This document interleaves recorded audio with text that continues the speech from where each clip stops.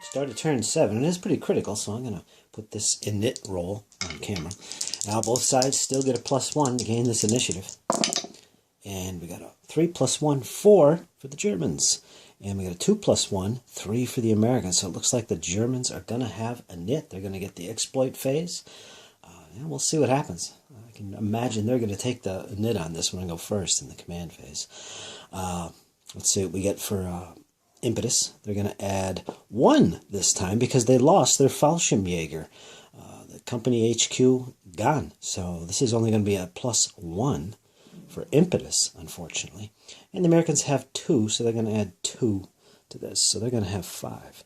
So that's the impetus for the turn, and that is the init. Let's get right into it and see what happens. All right, folks, finished the command phase for the Germans. They went first. They won a nit, if you remember. They went into the turn with 5 impetus. They basically have nothing left in impetus. They spent it all during their command phase. So that's it. Not a very good turn, actually, for the Germans. They started down here.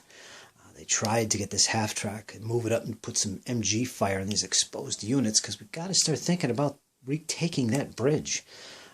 Unfortunately, this Sherman in the woods, pain in the ass right here, took some defensive fire on it, took out the half track, and all of its occupants are now debussed. We got the platoon HQ right here. He's all right. He's in good shape, but the other guys were suppressed and they fell back to this position. And that was it. I did attempt to close assault the tank. I don't know if that was a good idea. It would be a little bit desperation on my part. Failed the suppression test to even attempt the assault, which is what you have to do if the tank is not in any kind of cover, basically. It's basically in the open right here, that tank. So they had to make the test. They failed it, so it was not carried out. And that was that. Move our attention over here, we will see that these guys attempted to activate and put down some fire against this unit here in particular. It has a bazooka, which I just realized my Panzer IV here is in range of that bazooka. So that's not a good situation at the moment. I tried to put fire down on it and failed, so they did nothing against that unit. This tanks here, they did activate. I believe it cost me an impetus to attempt it because they're not in HQ contact. Let me get down there on them. Yeah, these guys right here. They were not in HQ contact, but they did activate. It cost me an impetus. And they put down some fire on this Sherman, which is located back here now, suppressed. It was forced to disengage from this forward position. Yeah, so that's the situation there.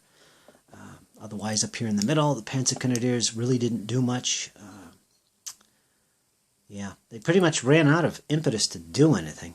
Couldn't even rally any units. So that's the Germans' turn, folks. I think, yeah, we'll see what's going to happen in the Americans' command phase. They're up next, folks. Let's see what they do. Okay, folks, I finished the American command phase. I also finished off the German exploit phase. But pretty much both sides really didn't accomplish much this turn. If they did fire, it was pretty much ineffective. I think they're basically jostling for position and regrouping after the Fallschirmjäger gave up the fight. Yeah, the Americans tried to get some of their troops forward towards the village, but that was unsuccessful, just too far away and out of HQ contact. They did occupy the bridge, however. They do have some infantry on the bridge, so it is captured. They control that objective, which is unfortunate for the Germans. Outside of that, they basically just moved up some troops in the areas closer to the enemy. These Germans pulled back out of the ruins here. Now in this position here, a little defensive fire, smoke going on there. They took a few shots at the advancing Americans. Ineffective, of course.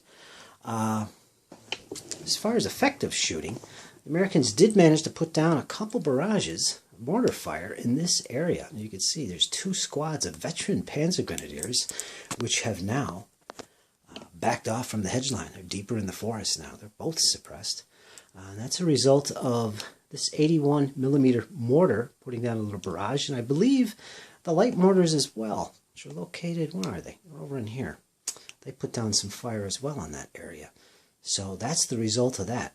Some suppression, and the Panzer Grenadiers are forced back a little bit. In the village itself, Americans attempted to engage the enemy with some shooting, ineffective. I believe they did a little bit of rallying as well, which was effective. And over here, one of these squads, the one on the far side, you could just see him. He's right there. He put down a bazooka shot on this Panzer IV, and it missed. And that's pretty much been the tale of this battle. All of the Panzerfausts and bazooka shots have just basically missed their targets. So these tank units are pretty fortunate at this moment. And that's about it for the Americans. During the exploit phase, the Germans only have one company headquarters in their battle group left, so they can only issue 2 exploit orders. Basically, wasn't much. I believe they just shifted a couple units around just to maintain some unit coherency, if you want to call it that. Putting guys closer together, basically, so they can activate in future turns together. So that's the situation. The next thing to do is to actually go to the morale phase, which is we're going to do some rallying. And basically, I don't know if I covered this yet, both sides will roll a d6, and they will add 1 for every company HQ they have. Germans will add 1, Americans will add 2. And this is the total number of units they can rally. And the Americans roll 2 plus 2 is 4. And the Germans get 1 plus 1, which is going to be 2, so they can rally 2 units. You just pick whatever units are on the table that are suppressed and attempt morale checks, or rally checks rather, for those units. And after that, we're going to check the breakpoints. And I believe the Americans do have to make a roll for that, because if you remember, they exceeded 25% of their breakpoint value at the moment. So we'll see what happens with that. Okay, folks, be right back. Finish the morale phase of the turn. Germans could rally, attempt 2 sections, and the Americans can rally 4. The Germans were completely unsuccessful. They have currently 4 units that are suppressed on the table. When I say units, I mean sections. So yeah, there's 4 of them, and it was no rallies. For the Americans, they have nothing that needs to be rallied. They did have 4 attempts available, and no need. So that was that. They did have to make the break test for their battle group, and they rolled a 6, 4 and a 2. And let's see the result for that. We look at our little table here, and I'm using the book in this case. You can see right here. 6 is retire. All suppressed sections fall back 12 inches, and that's right here. So since they have no suppressed sections on the table, there's nothing to fall back towards their table edge, so they're holding their own. Alright folks, that's turn 7, quite uneventful really. But again, both sides are kind of shuffling position here, trying to regroup. Germans in preparation for an assault on the village. They're actually currently assaulting it, ready to throw in some more troops, and somehow retake the bridge, which, if we take a look down there, the Americans are firmly in control of at the moment. Let's look at some more advancing troops. Alright folks, we're going into turn 8. Let's see what happens. Starting turn 8, let's get that initiative out of the way here. Let's see, the Americans and the Germans have both had +1. See who gets initiative. We've got a 4 for the Germans, +1 is 5. Americans get a 3. Alright, so the Germans definitely have initiative, and boy, I think they need it. They want it right now. On top of this, for impetus, the Americans will get +2, 1 for each company HQ. So they're going to have 5 impetus. And the Germans will get 5 + 1 because they only have 1 company HQ on the table. So that's a total of 6 impetus. Okay, folks, let's see what happens. Germans will probably be going first. In fact, yes, they will be going first. Okay, folks, tell you what happens. Stay tuned. Folks, finished turn 8 for the Germans. They did take the first command phase. Started up here. Basically, try to get those Panzer IVs to take some action and take out that last Sherman down there. You can see him right there. Unfortunately, it required some impetus to try and activate him. I paid it, and I failed the activation roll. So unfortunately, I did nothing with those Panzer IVs. These guys tried to fire, ineffective. I did have some really good fire from this squad down here. Close range, he engaged his target right in front of him inside the village and managed to roll double 6. So he dispersed that opponent, so that was good. Down here, my veterans moved up to the hedge line and took defensive fire. Lost a veteran squad because of it, and the other one was forced back. and he is suppressed. So unfortunately, I have no troops at the hedge line up there, as you can kind of see there, right where that red ruby is. And it took fire from this Sherman tank as well as this LMG back here. They did manage to put their fire down first, though, and suppress this one squad of infantry. Get this tree out of the way so you can see. So yeah, that was somewhat effective, but I lost a squad for it. Down here, these guys tried to put some fire down in the squad, ineffective. And these guys down here, if I can grab them, I'm getting two. There you go. They failed to activate. So that was that. 3 impetus going into the Americans' command phase. So those 3 impetus points will be used for activation purposes if needed. That's it. So let's see what the Americans can come up with next. All right, finished turn 8 for the Americans. In fact, they finished the whole turn. Command phase for the Americans. I basically hustled these guys up from back here. So they got 2 squads and a platoon HQ. We got this platoon HQ that jumped in that Jeep and rapid advanced up to this point here. Now that Jeep is pretty important. It's got a 50 cal on it, so that's a heavy machine gun. Americans did a little shuffling with their headquarters units to try and bring units in HQ contact, which will make life a little bit easier, especially when you're limited in impetus, which they were. They didn't get a chance to do anything with the Sherman, unfortunately. They didn't have the impetus left to do it. I think I made a few mistakes as far as priority of what to do something with first. But like what I usually do when I play solo games, if I make a mistake, I stick with it. So, oh well, no going back on that. Also, the same thing happened here. They could not activate this Sherman, which was in a good position to hustle up here and take a shot at this one squad right on the edge of that built-up area. It's not really a whole lot going on. They did right here. Let me zoom in a little bit so you can at least see something. They did move this Jeep up here. Again, this has a 50 cal on it as well. They put down some fire here, had some return fire with defensive fire, totally ineffective, nothing going on there. This is interesting down here, however. Let me zoom out a little bit. The German squads that were here did take some fire from this infantry and this tank, putting pressure on them down here. Those units survived and eventually fell back during the exploit phase to this position behind the hedges. They are suppressed. The only thing you can do when you're suppressed is use fallbacks or withdrawal orders. That's about it right there. Their platoon HQ is kind of exposed, but fell back with them. That's about it, folks. Nothing else really going on here. Like I said before, the Panzer IVs failed to get off the mark for the Germans, which is unfortunate, but the Americans' Sherman tank over here did likewise, failed to get off the mark. So the village is still up in the air. Both sides have squads within it, and the Americans are in firm control of the bridge. So that's the situation so far, and we just finished turn 8. So we're going to go into turn 9 now, folks. Okay, so hang in. We're going into turn 9. Let's do that initiative and see what happens. There's initiative for turn 9. Americans get 6, and they're going to add +1, so that's 7. And the Germans get +1 as well, so that's going to be 6. So the Americans have initiative this time. And of course, on top of these will be added +2 and +1 for the Germans. And that will be the impetus for the turn. So the Americans have 9 impetus. Pretty good. Germans will have 7. Alright, folks, let's see what the Americans do, whether they go first or if they force the Germans to take the first command phase. Okay, the Americans are going to go first. They're going to take the first command phase. And I think what I want to try and achieve with the Americans at this point, start over in this area near the village. I want to use my infantry that are in the village to put down some fire. I really don't want to engage in close assault. Just put down some fire until I can get reinforcements into that village. So since we're defending, we're just going to hold our position, not get too risky.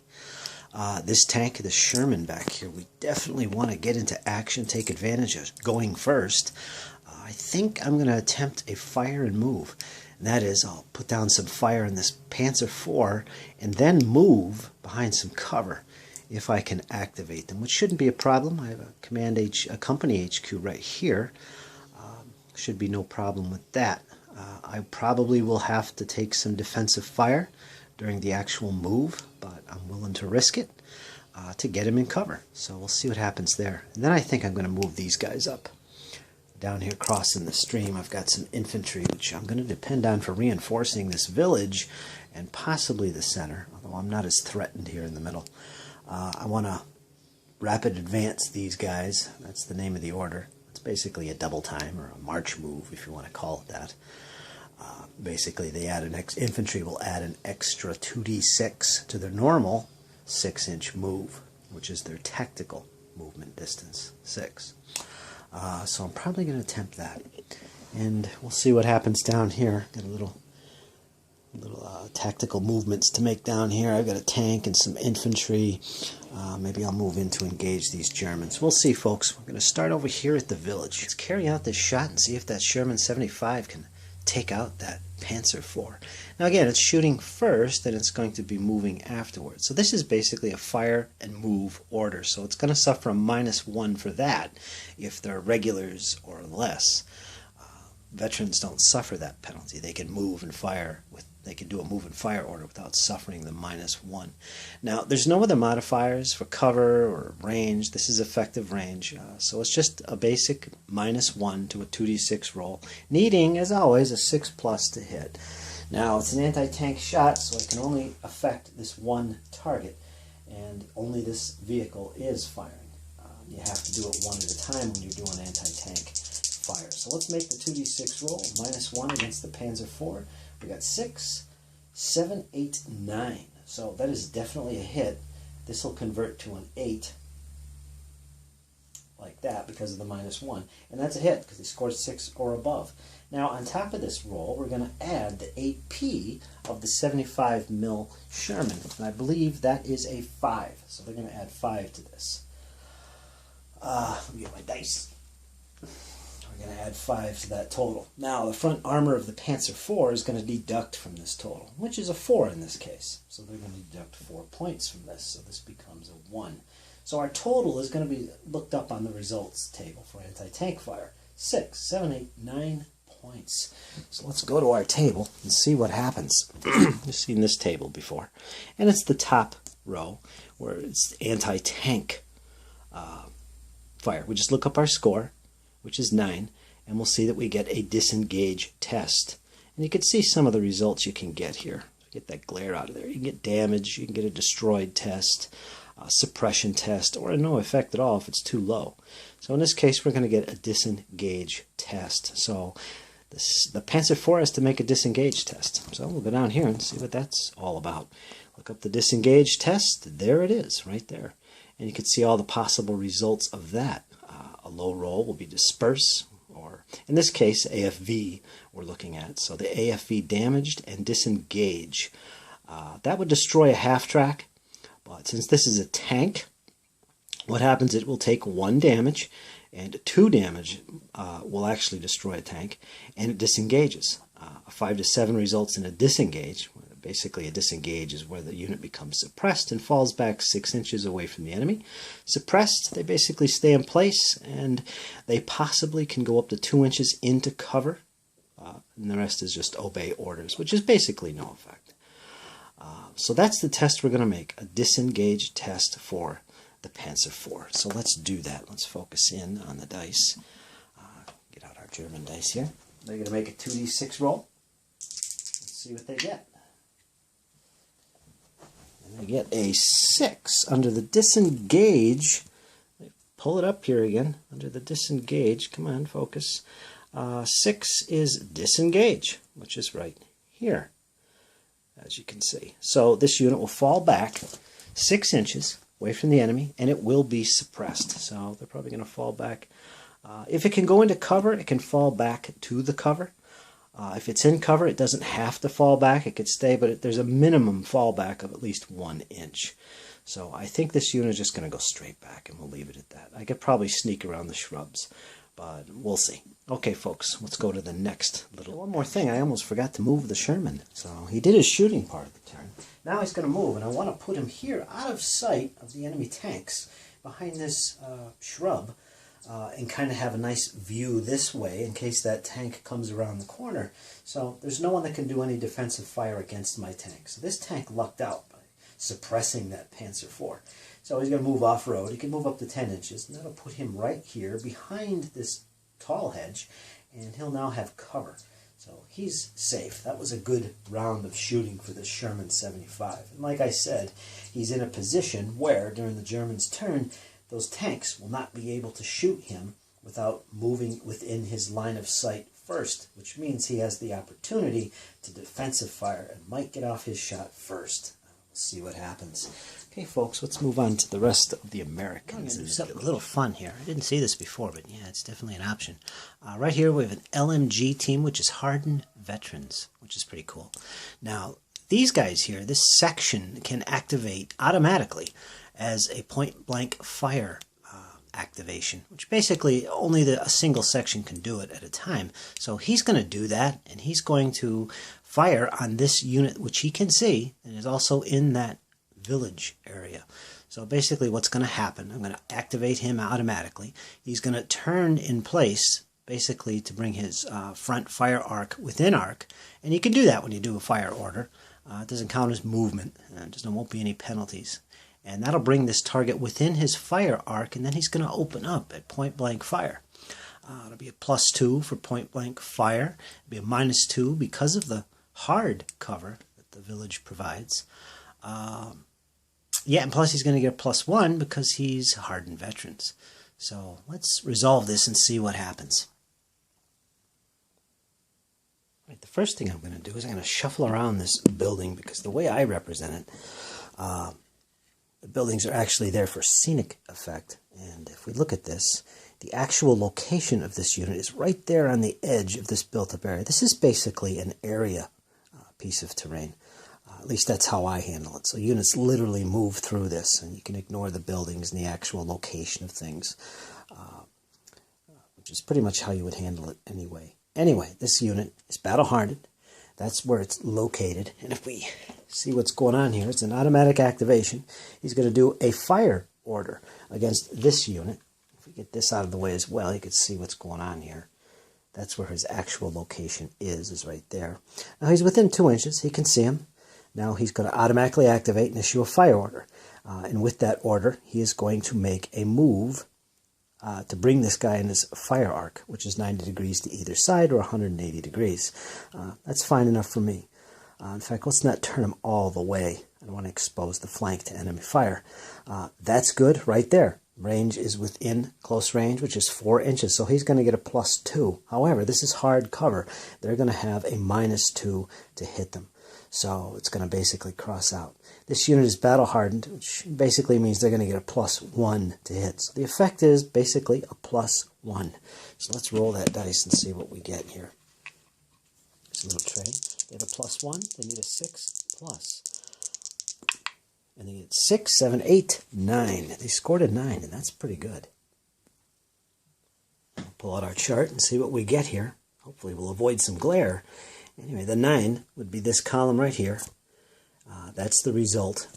He counts as 2 sections firing because he's an LMG, so the result would be taken to this row, which is disengage times 1. So that 1 unit target will have to make a disengage test. So let's do that right now. And that is a standard regular unit of Panzer Grenadiers. I'm mentioning that because I do have some elite veterans in there. So they get a 2 plus a 1 is 3. That is tragedy. And if we look for under the disengage, we will see that 3 is dispersed. So basically what happens here is this unit of Panzer Grenadiers was effectively dispersed. They're removed from the table. They basically surrendered, broke, ran away, however you want to see it. These guys are now out of action. And that's that, folks. This was a pretty deadly fire. So that's how you handle that fire. We'll move further up the road here. I'm going to try and activate these 3 sections right here. Now this is a rifle section, and this is a platoon command tank. section, and down here we have an LMG section. I want to activate all three of these. Now this does have a platoon command section, it's that tank, and it's a combined arms combat group, which means 4 inches. Each of these 2 sections have to be from the command section, which is the tank. They're both within 4 inches of him. So all is good.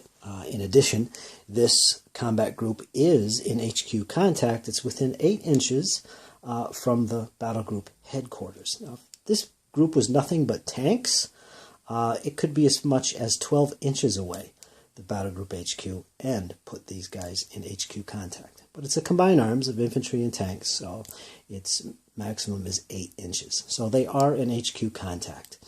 Now, what I want to do is I want to use a fire and maneuver order for this group if I manage to activate them. The goal here is to move forward along this hedge line with my infantry and give supporting fire with the tank, because there is, if we look up here behind this building, there is a section of Germans, Panzer Grenadiers, sticking out of this built-up area. They can see me.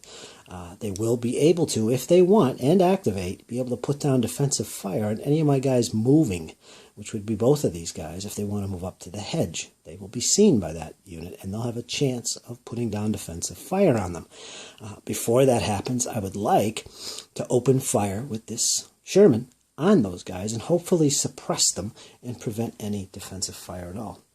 Now, I can do this. When you give a fire and maneuver order, they basically move and fire in any order by each section. In other words, each section moves or fires and moves in any order the owning player wants.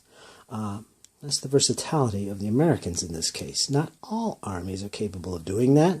Radioless AFVs cannot do that. Militia units, the poorer quality troops can't do that. How they do it is they have to do it all as a combat group. So they all have to move and then fire, or all fire and then move. They can't do it as individual sections. So in this case, what's going to happen, I'll activate them with the die roll, do a fire and maneuver order. The tank will fire, and pretty much he's not going to move. But because his group is under the fire and maneuver order, his shooting, and all these guys shooting, will be at -1 for moving and firing and being regulars. These 2 guys will then move up to this hedge line and put down any fire on this unit as well if they can. So let's make that die roll and see if they can activate. Otherwise, again, all that description was pretty much for nothing. Now they need a 7 or greater. They get a 3, 4, 5. I can use impetus to boost that, and that would be 2 points of impetus, which I will use, so that will activate the combat group. Okay, folks, let's see what happens. To carry out the move and fire order, I'm going to start off with the tank. Basically, I'm not going to move them, but I am going to put down some fire and try and suppress this unit of infantry. Hopefully, I can do that. If I don't, this German unit will be capable of firing at any infantry units that come within his line of sight here with defensive fire. So that's why I want to put down some suppression fire. The range is about 7 inches. 8 inches or less is close range, so that's +2 for close range. However, he's going to have a -2 because this unit I'm considering to be in hard cover. So they're going to cross out. In addition, there is a -1 for moving and firing. Now, even though this unit is not moving, because its combat group is doing a move and fire order, he still suffers the -1, even if he doesn't move. So he's going to have a total of -1 on his roll to hit, and he needs 6+ to hit. Let's skip over here and see if he can make it. 6+, and he has a -1. Covering fire. 6, 7, 8, 9, 10, 11. All right, that's perfect. -1 is 10. That is definitely a hit. If we could zoom back over here. So he put down some very effective fire. He scored a total of 10 with the modifier. And we're going to look this up on the results table. And again, I'm not going to put this in front of the camera, but we'll look it up. He counts as 3 sections firing when he fires anti-infantry, and it's a total score of 10, which is a disperse times 1 and 2 disengage tests. So that one section of Germans has to basically make as many as 3 tests. A disperse test followed by 2 disengage tests. So that's pretty devastating. So let's make his first test, which is a disperse test. Now if he fails this, he could end up routing from the table. Disperse means you pick him up and take him off the table. Let's make his roll. And it's a 6, and 1 is 7 now. 9 or less, and you're destroyed. I'll show you this little column right here. It's this one here, disperse test. So a 9 or less basically means you are dispersed, or if you're an AFE, you are destroyed. That unit doesn't have to make any more tests because it is basically out of the fight. It is dispersed, my friends. So there he goes. That was far better than I thought it would be. So now, with that fire completed and the enemy unit dispersed, these guys can pretty much just move straight ahead, no problem. We'll start with him. Move him up. No targets to shoot at, so he's done. He moves up to 6 inches. He stops at the hedge line. He's done. So now I'm in a position with my infantry to cover this whole area of approach from the Germans that I know are in that woods. There's no targets to shoot at, so we're just going to hold. So yeah, that's the activation for those guys. Now we're going to come down to this side of the table, and I'm going to see if I can keep these guys over here. They're already suppressed. Either keep them suppressed or get them out of here, or push them back, or maybe even get lucky and disperse them entirely. They do have a platoon command section right here, which I would like to take care of as well. I have an infantry section, and I have a Sherman tank available to me. So what I want to do is activate them and use move and fire order. Now, unfortunately, this unit is out of HQ contact. There's no company headquarters or battalion battle group headquarters within distance, which would be 8 inches in this case. So it's going to cost me an impetus to do this, and I'm going to do that. I'll pay the impetus and then try the activation. Now again, I'm going to need a 7+. I cannot add impetus to this because I do not have a platoon HQ unit that's activating with them, and the unit is also not in HQ contact. So this is a risky move. It did cost me 3, 4, 5. Now I can't add impetus to this. This is a hesitant result, which means I could add up to 2 points of impetus to make it a 7. Well, I can't because they're not in HQ contact, and I'm not activating a platoon HQ. So this unit, or this combat group, is basically done for the turn. I'll mark them as activated. That's it. So that's just bad luck. All right, folks. Now, on the other hand, up here, if I can move the smoke out of the way, there are 2 Panzer Grenadier sections available as targets. And they've basically been dueling with this Jeep and this infantry unit for at least the last turn and maybe the turn before. They've been dueling away at each other. What I want to do is activate these 2 right here and put down a fire order on these 2 units. They are within 8 inches of a company HQ, which is really close. So I'll have no problem activating them without paying impetus. And I can add impetus if I do fail the roll with a hesitant result. So first of all, let's make the roll to see if I activate them. And again, 7+. And I get a 6 and a 6, that's 12. Now this is great stuff, great news. Double 6 means I get an extra impetus added to my current supply of impetus. It's a bonus for rolling a double 6. In addition, the unit that's activating, the group that's activating, can move an additional 6 inches if they want.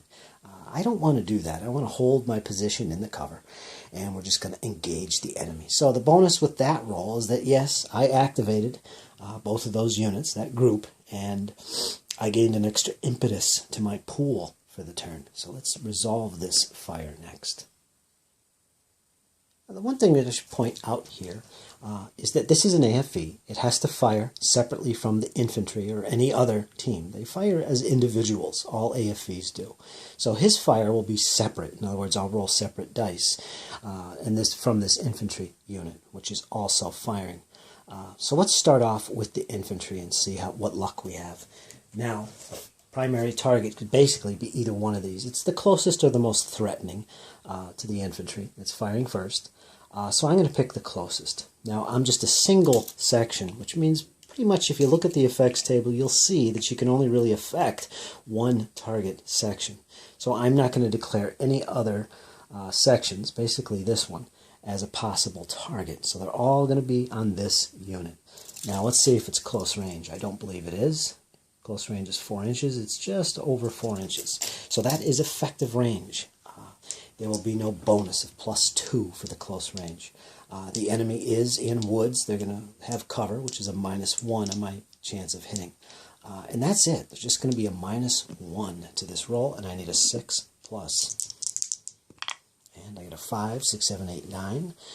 And if we subtract 1 from that, that's an 8. So we take 8 on the results table and see what we get.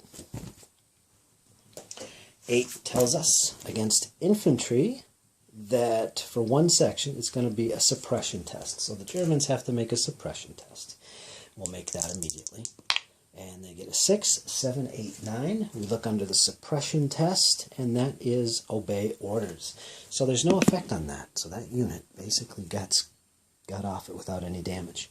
Now, the AFV with its 50 cal heavy machine gun is going to fire. This baby counts as 4 stands for effect if it does manage to hit. Now, the first thing we're going to do is we're going to see if it does hit. Now, the range on this, close range, like the rifles, is 4 inches. If I double check that, it is 0 to 4 inches. So yeah, so they're effective range. There's no penalty or bonus for that. The target, it'll be the same one, except we're going to affect, if I could show you here, we are going to try and affect both of these units. I could see them both. They're both in cover, and they're both at effective range. So I'm going to try and affect both of them. This unit here is the main target, and we'll take the first test. If there's any additional tests, it will be distributed to this one. Any extras left over will be applied to the main target. So let's see what happens. First thing we've got to do is we're going to have a -1 for the light cover, or the cover, basically. And we need a 6 or greater to hit. And we get a 3, 4, -1 is 3. So the heavy machine gun on the Jeep did absolutely nothing. They missed their mark, or at least didn't put down any effective fire. So that's the end of this group. They are done. So let's move on down the road and see who's next. Finished up the command phase for the Americans. Nothing major happened at this point. These guys up here in the woods are marked green because they rapid advanced. They were over here where the dice tray is. So they moved up. In addition, I did also move these infantry. And there's a 3rd infantry squad somewhere in here. Yeah, he's right up there. Right up here in this area. These guys were down here. I rapid advanced them up to this position. Also, the Jeep rapid advanced all the way down from this road to that point and took some defensive fire from a rifle section located right there. It was just within effective range. He activated, took a shot at him, destroyed the Jeep. The guys in the Jeep was a platoon command unit. It debussed, and it took a suppression test for being in a destroyed vehicle, and it passed. So it's fine, but the Jeep is no longer, my friend. Terrible. That's about the only negative thing that happened for the Americans. They moved up their light mortars up behind this boulder. They were back here.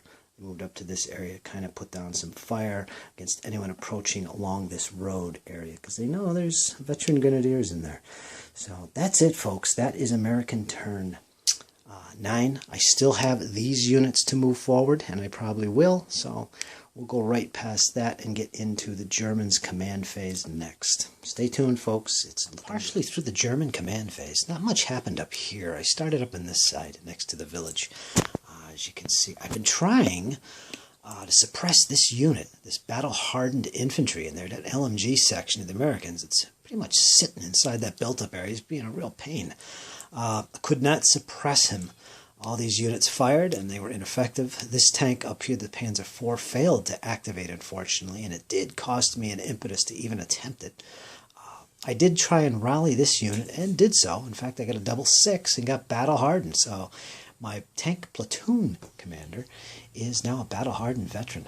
And that was about it. The only other thing I managed to do with the Germans is shift their 2 sections of veteran infantry up this way toward the village to kind of reinforce the assault to make up for the losses the Germans just took. Unfortunately, the lead section was suppressed by the fire from this battle-hardened infantry, once again being a pain in the butt. One good thing down here is these 2 units did rally, so they're now all good and ready to go. Up here, I am currently attempting to do a fire and maneuver order. I'm trying to pull both sections up into the woods and get out of here. And the reason why I'm doing a fire and maneuver is because I need to try and suppress these guys, because they will be able to put defensive fire on me if they activate. So let's see what happens with this. This is the situation at the moment. Again, these 2 units right here are attempting to do a fire and maneuver. And they're trying to put their fire down on these units, the Jeep and the squad up here. Try and suppress them if they can. Well, they failed. So we're going into the movement part. And I started with this section right here. And as soon as it attempted to move, he fired. So the infantry and the Jeep opened up on that unit. This is the main unit. These 2 American units cannot combine together, so they're firing individually. They fire, and the infantry did not hit, so Germans lucked out in that respect. However, the 50 cal on the Jeep has yet to fire, and it's about to do so. The main target is this section, and he's also declaring this unit as a possible target as well. So this will be the secondary target. So the first thing that's going to happen is that heavy machine gun, 50 cal, on the Jeep is going to have to make its roll to hit these guys. It's going to be effective range, so no modifier for that, but cover does apply, so there's going to be a -1. Both units have cover, and they're moving into that cover. So just a -1 to this roll. They need a 6 or better, so those are not bad at all. And they get a 5 with a -1 is going to be a 4, which is a miss, and there's no bonuses onto that, so it looks like the 50 cal missed. So what happens at this point is this unit here, which I was attempting to move, finishes its move. It's moving 6 inches, so it uses its tactical move, and I want to move them up to this position. This unit as well can move. And he's going to move his 6 inches up into this position. So that's as far as the Germans got. They lucked out. They didn't get suppressed by the defensive fire of the Americans up on this hill, or slope, rather.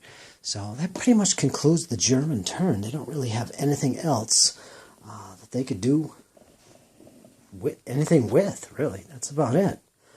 All right, folks, we're going to go into the exploit phase for the Americans. In the exploit phase, basically what we want to do is move up to 3 combat groups. Basically, I can issue 3 exploit orders to the units. And right off the bat, I think what I'm going to do is I'm going to come up here towards the middle and activate these guys up here around the tank and kind of get them across the road as far as I can. There's this unit, the tank. I got a platoon commander behind this Jeep as well. Let me see. They have to be within 4 inches of the tank, which is a platoon commander. So I'm going to activate this squad as well and move them up as far as they can towards the woods, keeping 4 inches distance away from the enemy, which is about there. So let's see what we get with that move. Alright, so what I did is I moved the tank, this platoon commander, up. They were down in this area. This infantry unit moved up from here to across the road. They do have cover from these guys over here, these Germans, and they are more than 4 inches away from them, so they're legal where they are. This unit right here also moved up. That's a rifle section. It moved up from behind these ruins up to this position. So that was one combat group that was activated to do an exploit. The next one I would like to do is right here. I want to activate this tank and these 2 infantry units and the platoon commander and get them up to the edge here. But unfortunately, I have a German unit there, so I can only get that far. So they're going to activate. It's free. It doesn't cost you anything. I'm going to put the infantry here. I'm going to double check and make sure he's not within 4. This unit will also move up as far as he can. So they're getting closer to the enemy. I'm going to cut him off if I can. Platoon commander will take a little central position. And the tank is going to move. He can move 6 as well, as far as he can up and around the woods about to there. Just got to make sure he is more than 4 inches away. So that would be good right there. So if they try to move, I've got them. And I could put down some preparatory fire with this tank, I think. Maybe, yeah, on that unit. So that would be my second exploit order. And I have one more. And remember, you get one exploit order for every company headquarters and the battle group headquarters on the table. So, yeah, there's a little close-up right there of the ruins. Got some more troops back there.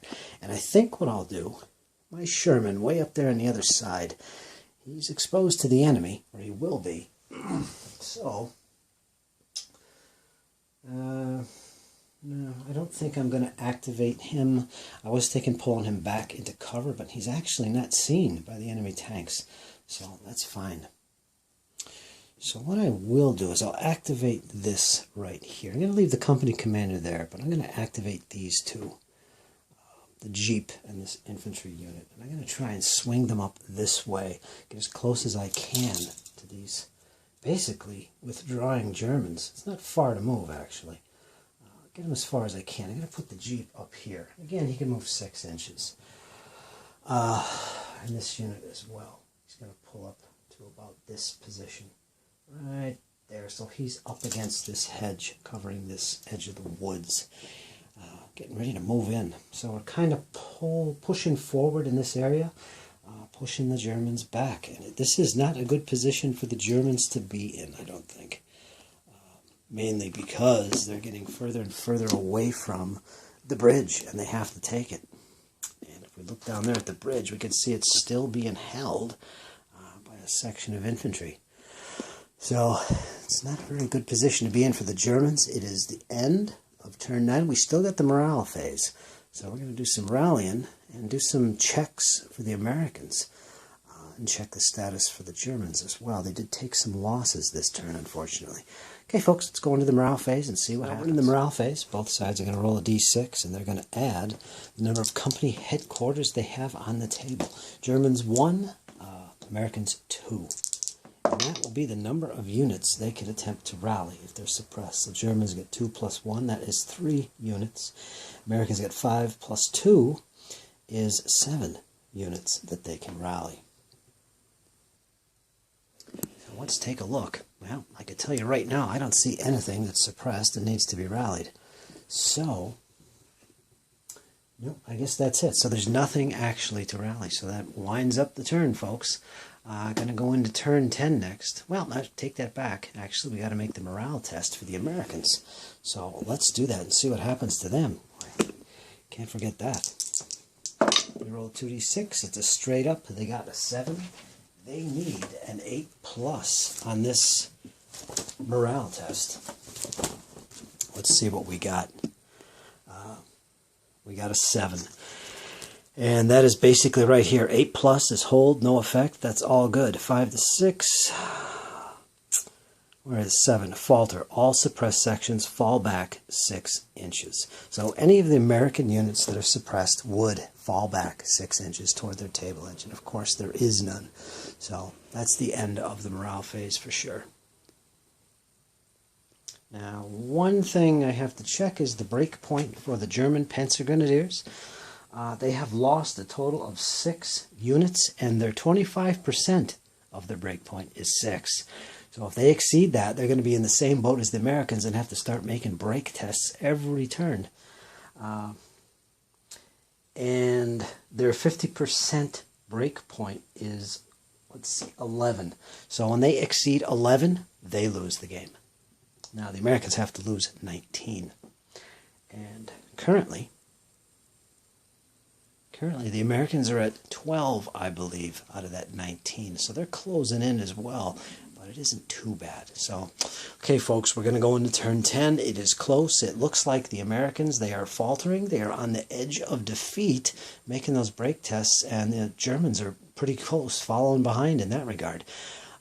However, the Americans are holding both objectives, and we're going into turn 10. So that's well beyond the halfway mark of the game. So let's see what happens, folks. Turn 10 is coming up. It is a close one.